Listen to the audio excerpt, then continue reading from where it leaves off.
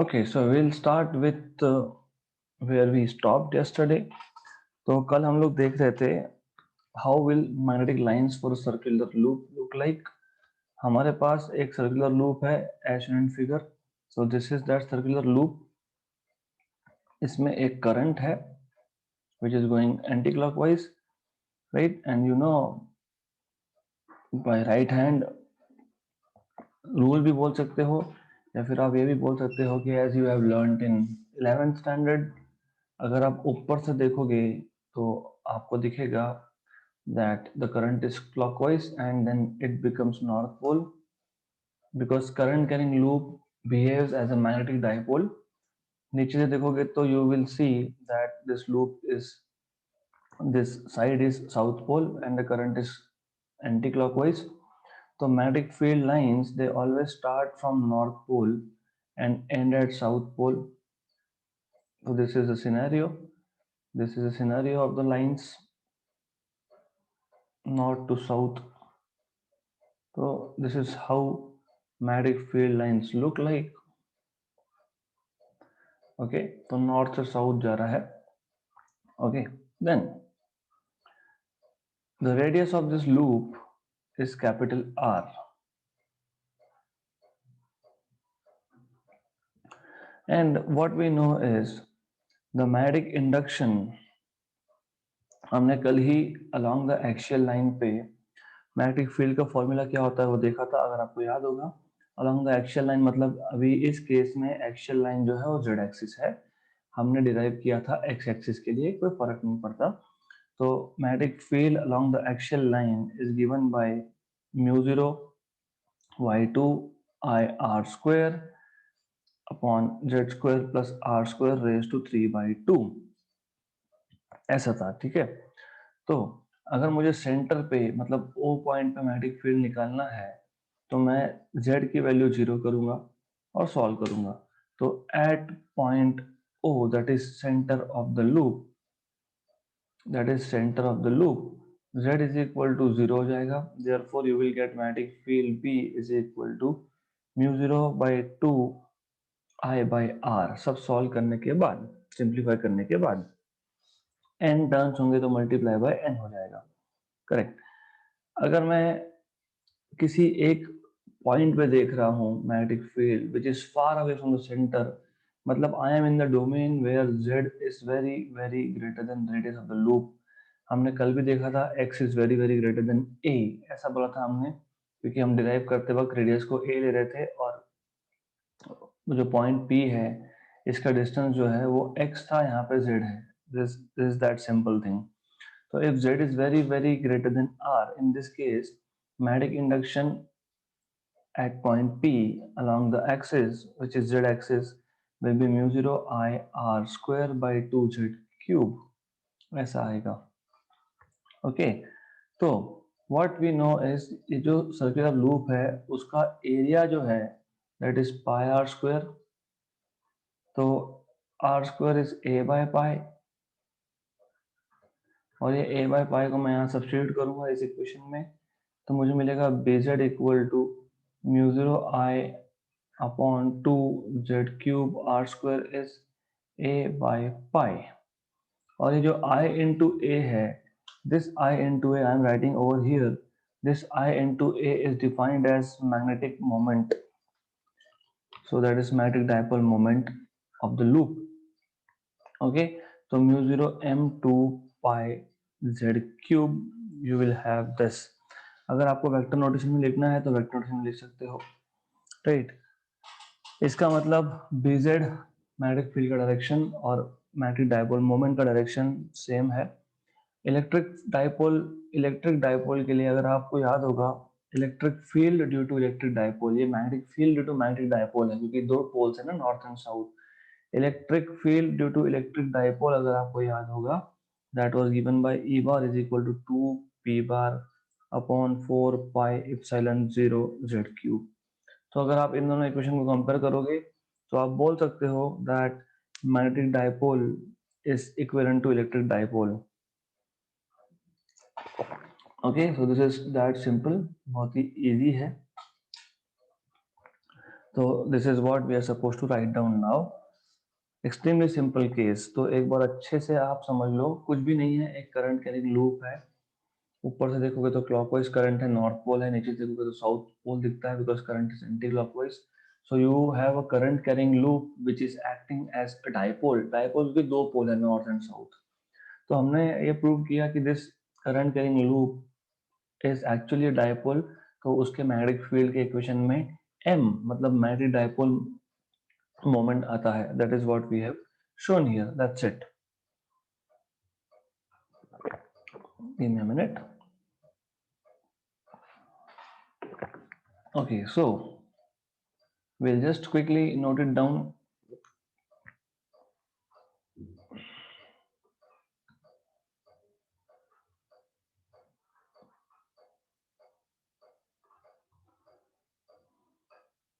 Okay.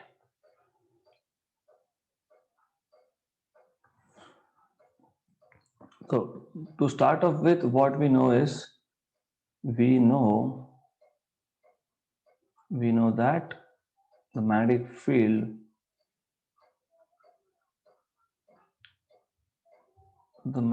field at a point P on the axis is given by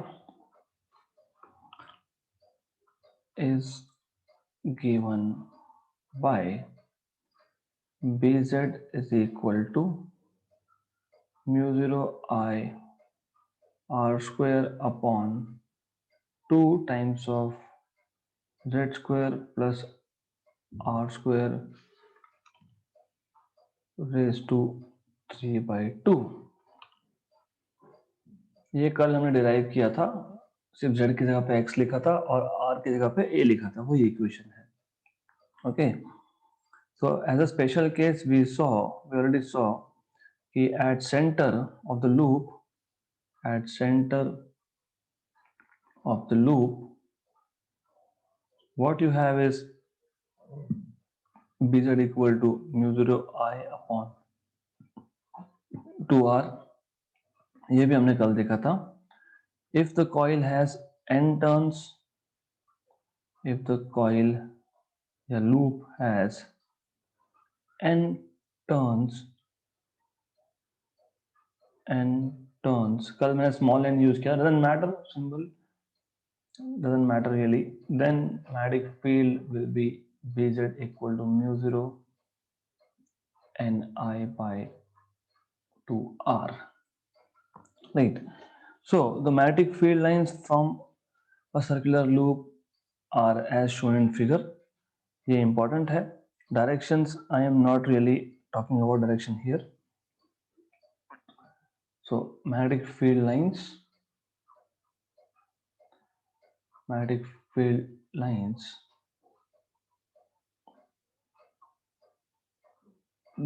due to a current carrying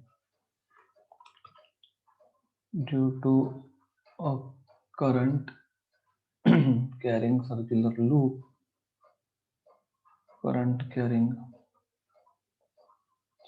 loop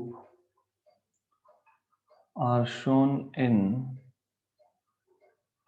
figure. Okay, then that's it.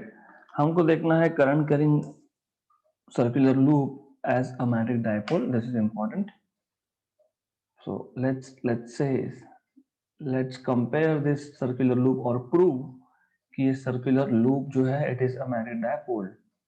So circular loop carrying a current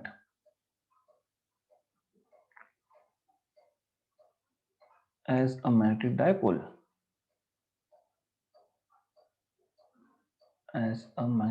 dipole. So the behavior of magnetic field due to current carrying loop at large distances is very similar to that of electric field of an electric dipole. So the behavior of the magnetic field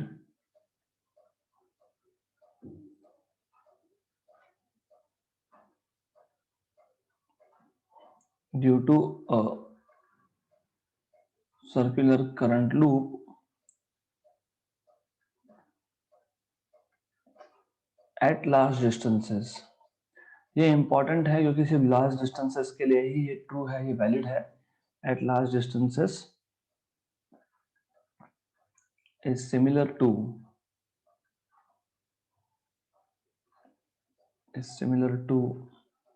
that of is similar to electric field is similar to electric field due to electric dipole due to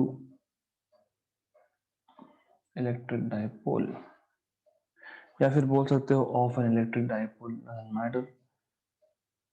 और आपको सबसे पहले तो वो electric dipole का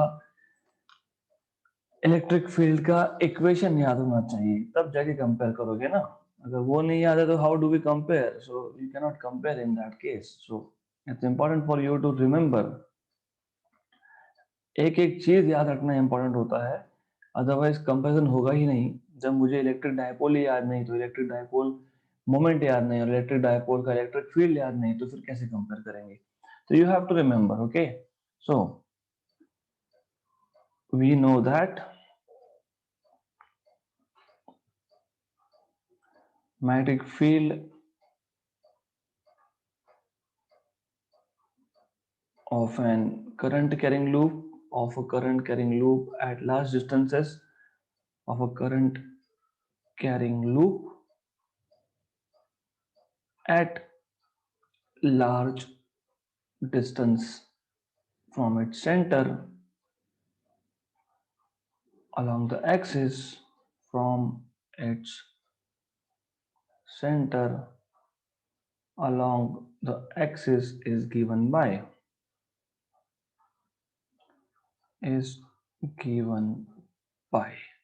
so you can write this as, you already know this is pz mu 0 I r square upon 2z cube, where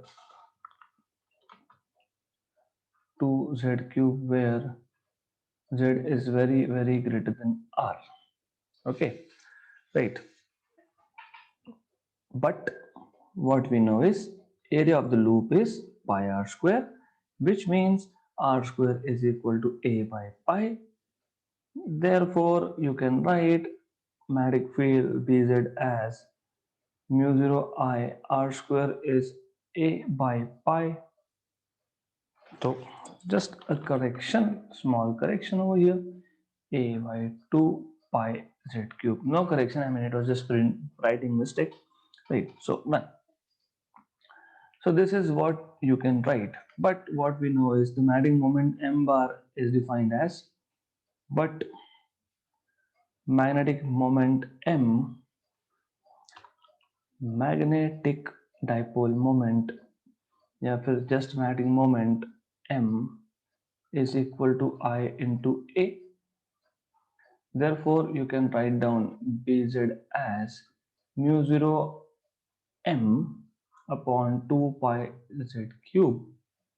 In vector notation, in vector form, you can write down Bz bar as mu 0 m bar upon 2 pi z cube, which means the direction of B bar and m bar are same.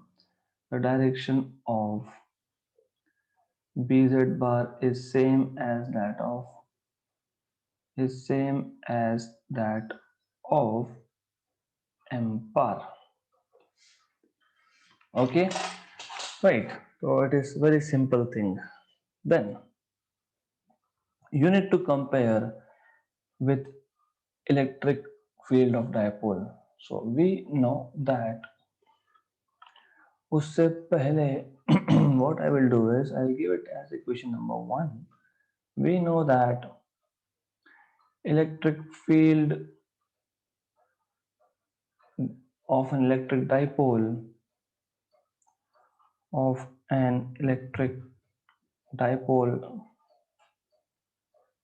at an axial point is given by, या फिर along the axis is given by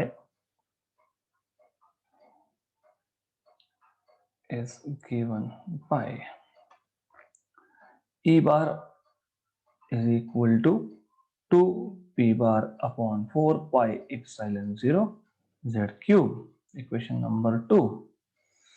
So from 1 and 2 what we see is, just a minute, from 1 and 2 what we see is m bar is analogous to p bar.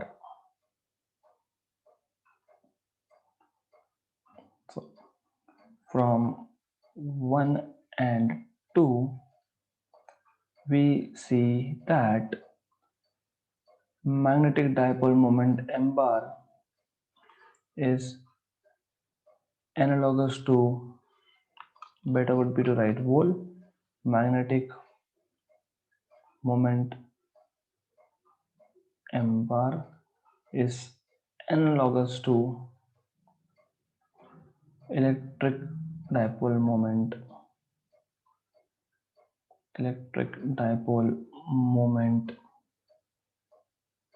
p bar. Okay, fair enough. तो इतना ही हमको देखना था. Then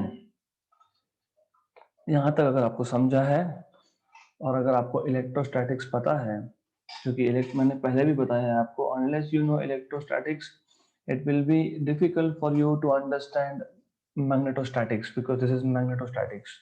हम जो भी पढ़ रहे हैं it is a part of magnetostatics. Electrostatics में क्या होता है कि चार्जेस रेस्ट पे होते हैं. मैग्नेटोस्टैटिक्स में क्या होता है कि करंट स्टेडी करंट है, so current is not varying with time. वहां पे charges are not moving with time, यहाँ पे current is not varying with time. तो magnetic field at a point will be constant in time. This is the idea behind magnetostatics, right. तो मैं इसलिए बोलता हूँ कि you have to maintain a link. Okay, so now the idea is, मैं अभी वापस से जो नया टॉपिक चालू कर रहा हूँ, I will make a link with electrostatics. This is where you most of the people they go wrong because they don't connect. Connection करना जरूरी होता है बहुत. तो ऐसा है, आपको याद होगा जब आपने पहली बार इलेक्ट्रोस्टैटिक्स सीखा होगा 11th में, तो वहां पे हम लोग बोलते थे कि 2 पॉइंट चार्जेस है, इन दोनों के बीच में फोर्स कितना है, या फिर एक पॉइंट चार्ज है, इस पॉइंट चार्ज का electric field at a distance r at a point P is 1 by 4 pi epsilon 0. Of course, epsilon 0 if the charge is placed in vacuum, q1 by r square. Correct. Then ये point charge था, तो point charge से आप p point का distance easily major कर सकते हो. Then situation थोड़ा कॉम्प्लिकेटेड कब हुआ, जब हमारे पास एक स्पीयर है और पूरे स्पीयर पे चार्ज q1 है. अब तो यहाँ पे क्वेश्चन ये आ गया कि अगर मुझे किसी भी पॉइंट पे आउटसाइड द स्पीयर या फिर ऑन द स्पीयर या फिर इनसाइड द स्पीयर अगर मुझे इलेक्ट्रिक फील्ड फाइंड करना है, तो वी वर इन ट्रबल, क्योंकि हम लोगों को भी डिस्टेंस कौन से पॉइंट से मेजर करना है पता नहीं. फिर हम लोग इसलिए क्या करते थे, ऐसे केसेस में हम लोग यूज करते थे गॉस लॉ. तो गॉस लॉ एक लॉ था जो स्पेसिफिकली एक्सटेंडेड ऑब्जेक्ट्स, जैसे कि एक वायर है, जैसे कि एक स्पीयर है, राइट, एक्सटेंडेड ऑब्जेक्ट्स का इलेक्ट्रिक फील्ड फाइंड करने में हमारी हेल्प करता है. तो ऐसे केस में इफ यू रिमेंबर, मैंने आपको बताया था कि जो चार्ज कंडक्टर है उसका रेडियस हमेशा कैपिटल आर लेते हैं. फिर हम लोग क्या करते हैं, जिस पॉइंट पे इलेक्ट्रिक फील्ड हमको फाइंड करना है उस पॉइंट पे एक सरफेस ड्रॉ कर लेते हैं, और वो सरफेस का शेप कंडक्टर के शेप के साथ मैच होना चाहिए. मतलब अगर कंडक्टर स्पीयर है तो सरफेस भी स्पीयर है. ये इमेजिनरी सरफेस है बाहर का विथ रेडियस स्मॉल आर. इसको हम लोग बोलते हैं गॉसियन सरफेस. गॉसियन सरफेस इस केस में स्पीयर है, इसलिए इसको बोलते हैं गॉसियन स्पीयर. तो हमने शुरुआत कहां से की, पहले वो समझना जरूरी है. प्रॉब्लम क्या था, प्रॉब्लम ये था कि अभी मेरे पास पॉइंट चार्ज नहीं है, तो मैं इलेक्ट्रिक फील्ड कैसे निकालूं, क्योंकि इलेक्ट्रिक फील्ड तो डिस्टेंस के ऊपर डिपेंड करता है. जब पॉइंट नहीं है, so it is a sphere, extended object है, तो कौन से पॉइंट से डिस्टेंस मेजर करना है हमें, दैट वाज द क्वेश्चन। तो उसको सॉल्व करने के लिए गॉस ने ये बोला कि एक काम करो, आपके पास अगर स्फीयर है ना, कंडक्टर है, वो स्पेरिकल शेप में है, मतलब स्पेरिकल कंडक्टर है, तो सबसे पहले आप जिस पॉइंट P पे डिस्टेंस स्मॉल r पे इलेक्ट्रिक फील्ड फाइंड करना चाहते हो, उसको रेडियस रख के, उस डिस्टेंस को रेडियस रख के एक स्फीयर ड्रॉ कर लो। स्फीयर क्यों ड्रॉ किया, क्योंकि कंडक्टर भी स्पेरिकल था इसलिए। मतलब तुम सबसे पहले चार्ज को एक इमेजिनरी स्फीयर के अंदर एनक्लोज करो, बाउंड करो। सो हमने चार्ज को पहले एनक्लोज किया था। फिर अकॉर्डिंग टू गॉस लॉ, आपको पता है इलेक्ट्रिक फील्ड जो होता है, इलेक्ट्रिक फील्ड लाइंस जो होते हैं, वो हमेशा पॉजिटिव चार्ज से बाहर की तरफ जाते हैं, so they always go out radially outwards, right? मतलब now we can talk about flux। तो गॉस ने ये बोला कि ऐसा करो, अब एक इस बड़े से इमेजिनरी स्फीयर का, गॉसियन स्फीयर का एक छोटा सा पार्ट ले लो ds, और हमको पता है कि हम जब सरफेस लेते हैं तो सरफेस का डायरेक्शन होता है नॉर्मल टू द सरफेस। मतलब मैं सरफेस पे नॉर्मल ड्रॉ करूंगा और इसी को बोल दूंगा ये उस छोटी सरफेस ds का डायरेक्शन है। तो हम नोटिस क्या कर रहे हैं यहाँ पे, हम ये नोटिस कर रहे हैं कि इलेक्ट्रिक फील्ड ई बार और ds बार का डायरेक्शन सेम है, मतलब angle between these two is 0। According to Gauss law, Gauss law क्या बोलता है कि total flux phi through a closed surface, और आपको पता है फ्लक्स फाई, ये जो फ्लक्स फाई से डिनोट करते हैं through a closed surface is E bar dot ds bar. Flux पता होना चाहिए आपको, you should know what is the constant of flux, because we cannot go back again and again, क्योंकि you see we are already running little late, so I cannot go, और हर एक चीज detail में लिया है मैंने। तो फ्लक्स क्या होता है, it is your responsibility to revise, if you don't understand then you can contact me, but flux is a simple concept। so according to Gauss, total flux मतलब क्या है कि हमने पहले देखा इस छोटे सरफेस में से कितना फ्लक्स है, मतलब कितने इलेक्ट्रिक फील्ड लाइंस पास हो रहे हैं इस सरफेस में से, राइट, थ्रू ds। फिर हमको टोटल फ्लक्स की बात करनी। टोटल फ्लक्स मतलब टोटल पूरा स्फीयर जो है छोटे छोटे टुकड़े में डिवाइड किया गया था। तो टोटल फ्लक्स के लिए पूरे स्फीयर पे जितने भी ये ds पीछे से सबको एड अप करना पड़ेगा, मतलब इंटीग्रेट करना पड़ेगा। तो नाउ यू अंडरस्टैंड कि इंटीग्रेशन कहां से आया था। According to Gauss, this total flux is nothing but charge enclosed upon epsilon 0, है ना। तो flux through a closed surface is charge enclosed by epsilon 0, but flux is integration E bar dot ds bar। मतलब what I can do is, मैं लिख सकता हूँ इसको E ds cos theta equal to charge enclosed by epsilon 0, right। cos theta is 1, क्योंकि मैं बता चुका हूं ई बार और ds बार में डायरेक्शन सेम है, तो एंगल 0 है। तो ई बार eds, ई बार डॉट ds बार eds हो गया, charge enclose by epsilon 0। Good enough. अब मैं इस स्फीयर के किसी भी पॉइंट पे अगर इलेक्ट्रिक फील्ड निकालना चाहूं, तो किसी भी पॉइंट पे, at any point, electric field on this Gaussian sphere is going to be constant. Why constant, क्योंकि इलेक्ट्रिक फील्ड डिपेंड करता है चार्ज पे, तो चार्ज तो सबके लिए सेम ही है, और डिस्टेंस पे, एक स्फीयर पे डिस्टेंस सेंटर से हमेशा सेम ही होता है। तो इसलिए हम लोग लिख सकते हैं ई इंटीग्रेशन ds, कांस्टेंट है तो इंटीग्रेशन के बाहर निकाल लिया, चार्ज एनक्लोज अपॉन एप्सिलॉन 0। ये जो इंटीग्रेशन ds है, ये जो छोटे छोटे हमने टुकड़े करके रखे थे, किसके करके रखे थे, कंडक्टर के नहीं, इमेजिनरी स्फीयर के। फिर मैं छोटे छोटे टुकड़ों को अगर ऐड करते जाऊं तो पूरे स्फीयर का सरफेस मिल जाएगा मुझे। तो पूरे स्फीयर का सरफेस एरिया 4 पाई r स्क्वायर, ये सरफेस एरिया है, वॉल्यूम नहीं, समझ लो इसको।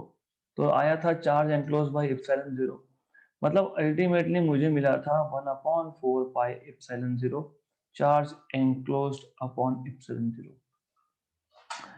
तो अगर आप मुझे बोलोगे if I want to tell you in short कि मैं क्या बताना चाहता हूं, मैं ये बताना चाहता हूं कि यहाँ पे इलेक्ट्रिक फील्ड निकालने के लिए पहले आपने चार्ज को एनक्लोज किया with the help of a closed surface. Closed surface लिया था हमने, उसको बोला था गॉसियन सरफेस, राइट। तो flux that is E bar dot ds bar integration charge enclose by epsilon 0। तो दैट वाज द आइडिया। अब इसका और यहाँ पे इलेक्ट्रिक फील्ड फाइंड कर सकते हैं हम लोग यूजिंग गॉस लॉ। सिमिलरली अब इसका और मैग्नेटिक फील्ड का क्या रिलेशन है? इसका और मैग्नेटिक फील्ड का एक ही रिलेशन है। The idea is simple. अभी फ्यू मिनट्स बैक मैंने आपको बताया था, फ्यू मिनट्स बैक या फिर कल भी किया था, परसों भी किया था, if we have a long straight wire carrying a current I, the magnetic field at a point P at a distance small r, small a, जो बोलना है वो बोल दो, at a distance let us say r is given by, देखो पहली बात तो मैग्नेटिक फील्ड का डायरेक्शन आपको पता होना चाहिए, right hand thumb rule. Hold the current carrying conductor in your right hand such that the thumb is outstretched in the direction of the current. Curl your fingers around the conductor. So the curled fingers give you direction of magnetic field. Direction का तो पता लग गया, मतलब magnetic field is going inside the plane of board. तो अंदर की तरफ जा रहा है magnetic field. डायरेक्शन मिल गया। अब मैग्नीट्यूड कैसे निकाला था हमने? मैग्नीट्यूड निकालने के लिए ये मैंने बताया भी था, the magnitude here turns out to be mu 0 by 4 pi 2 I by r। पर एग्जैक्टली इसको फाइंड कैसे करेंगे अब, है ना? ये मैग्नेटिक फील्ड का इक्वेशन आता है, ये फाइंड कैसे करेंगे? और ये सिंगल वायर है ना? हो सकता है हमारे पास 10 वायर हो, 10 के 10 में करंट पास हो रहा है, वो देखेंगे हम लोग। तो अभी एनालॉजी बताता हूँ आपको। What is analogy between Gauss law and this law? By the way this law is amperes circuital law, या सिर्फ एम्पियर्स लॉ बोलते हो इसको आप।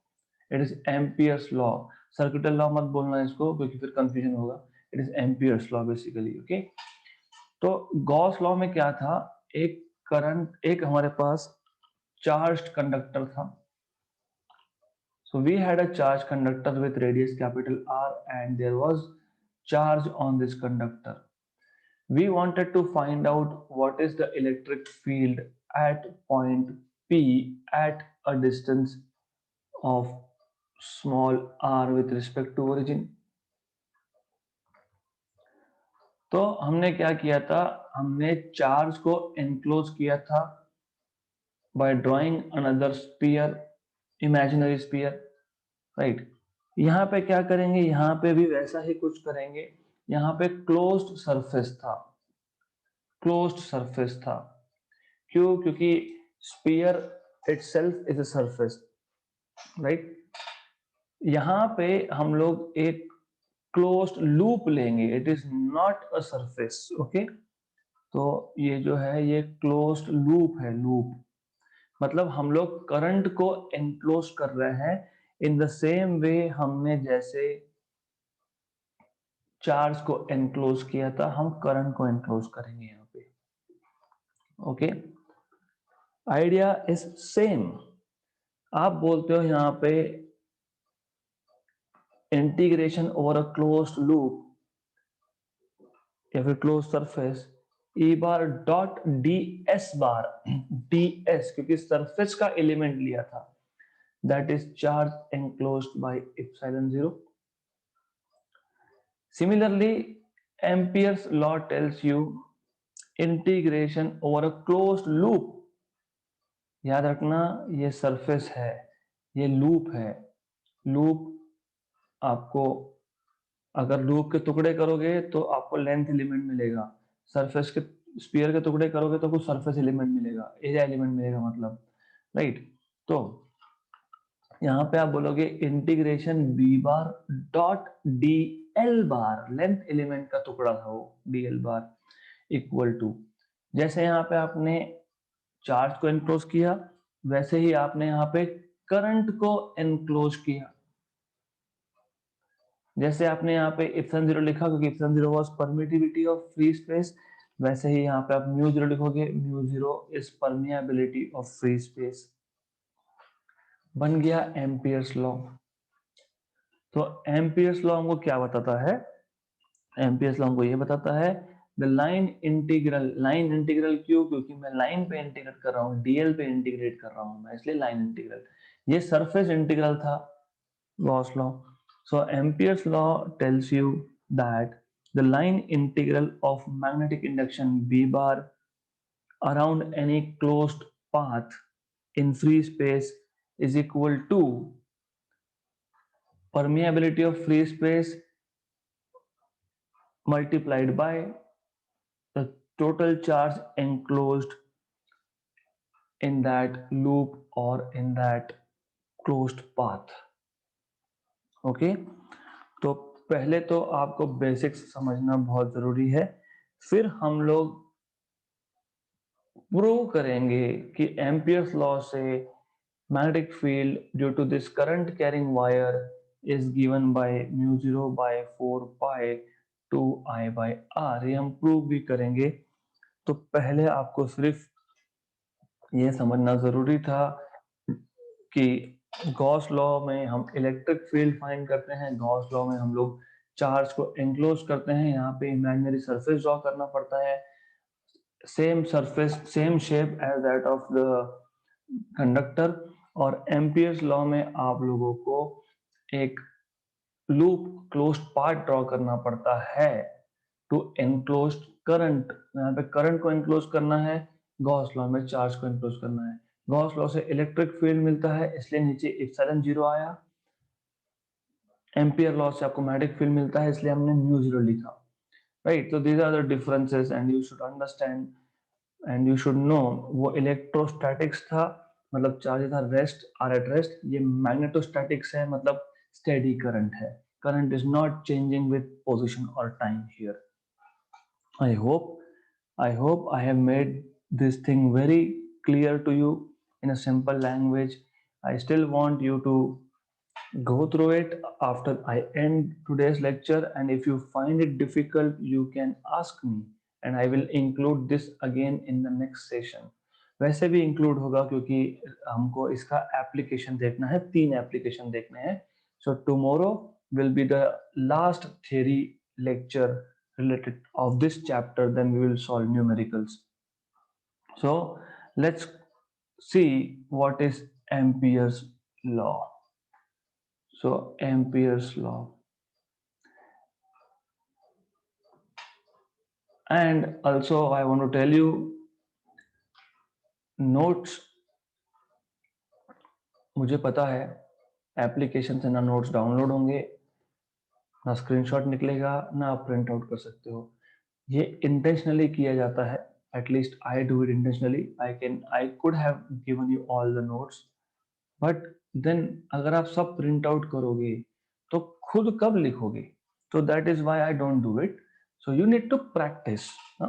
तो माय सजेशन इज, जो जो टॉपिक बहुत डिफिकल्ट जा रहा है ना, you need to read, understand, close books, close your video lectures notes and try to write down. जो भी याद आ रहा है वो लिखो पेपर पे।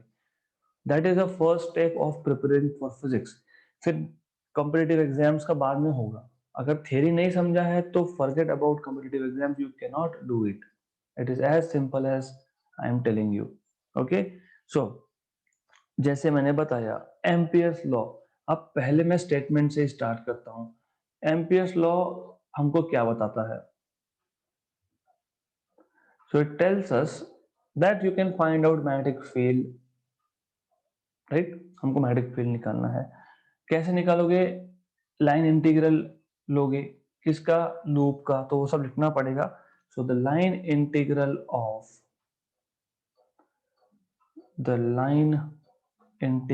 of magnetic field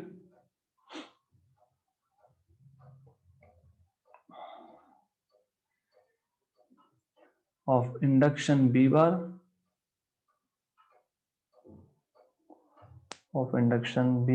around any closed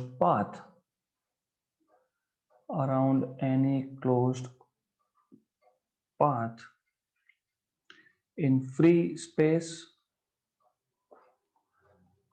free space मतलब vacuum basically is equal to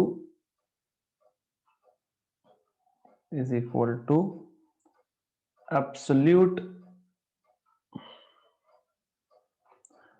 permeability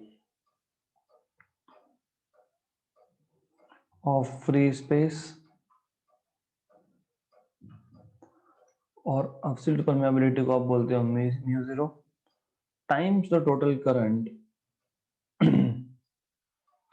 times the total current enclosed by the closed path. Total current enclosed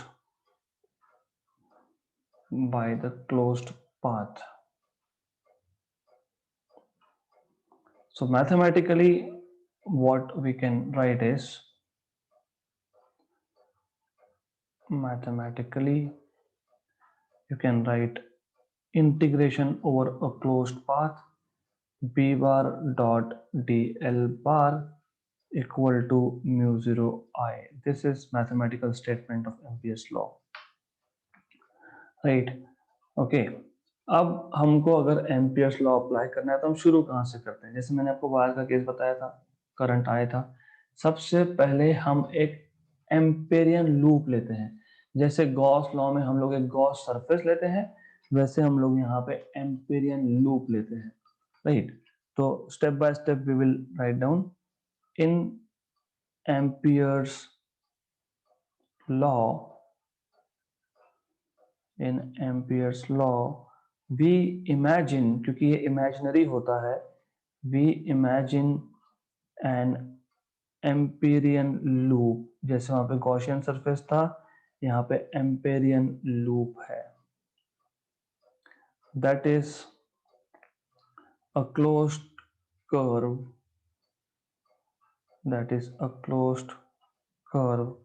around a current carrying conductor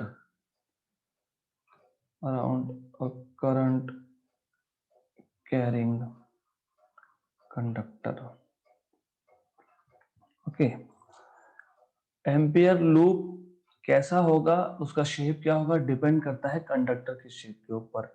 तो हम लोग symmetrical लेते हैं, अगर straight wire है तो circular loop लेंगे, अगर wire in the form of ring है, मतलब कॉइल है, टर्न्स है, तो रेक्टेंगुलर लेंगे।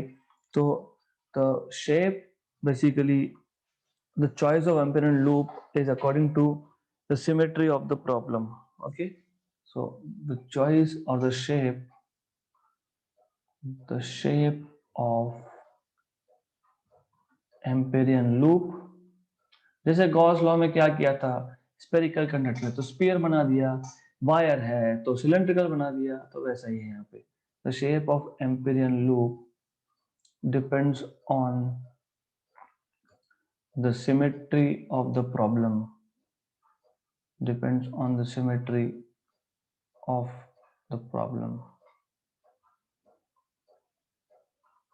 right? Then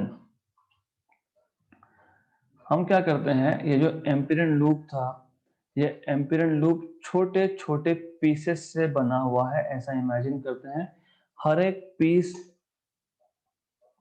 पीस के लिए हम लोग B bar dot D L bar निकाल लेते हैं, फिर सबको हम लोग इंटीग्रेट मतलब एड अप करते हैं, राइट? तो एंड बाय द वे, जो नोट्स मैं दे रहा हूं, they are in fact in reality little different from your state board new textbooks, क्योंकि क्या है, अननेसेसरीली बहुत ज़्यादा लिख के रखा है तो मुझे बहुत कट शॉर्ट करना पड़ता है उसको, and it is really hard work, okay. और खुद का मुझे बनाना पड़ता है notes, so that's why sometimes I may upload notes little late, so please don't mind that, but I want you to just be on, like on the spot, be precise. Okay, then we imagine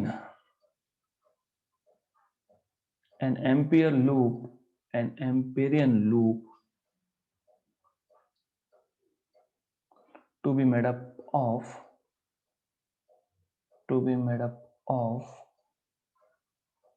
large number of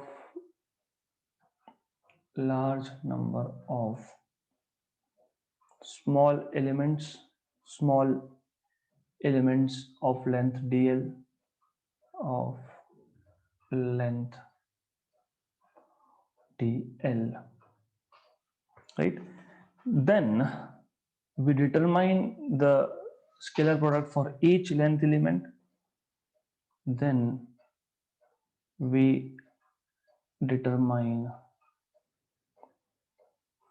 b bar dot dl bar for each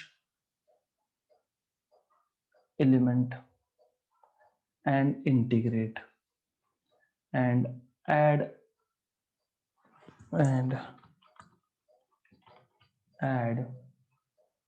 all such products for entire loop,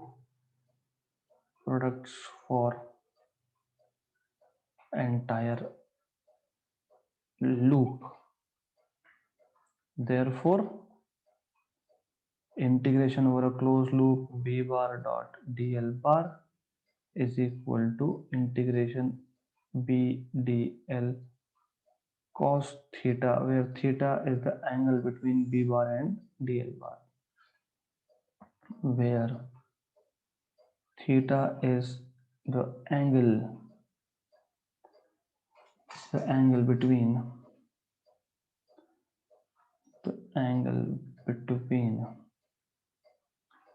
b bar and dl bar, right? Okay, then so in the next session what we are going to do is हम लोग ampere law को एक example से समझ लेंगे, फिर उसको apply करेंगे 3 केसेस पे।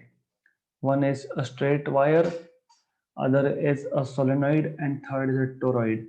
मतलब tomorrow under any condition, even if I have to take little more time, I am going to end the theory part of this chapter, then we will be left with only numericals for this chapter, right? Okay, so in the meantime आज आप अच्छे से ये revise कर लो क्योंकि कल इसका application देखना है। Alright, so will stop here for today.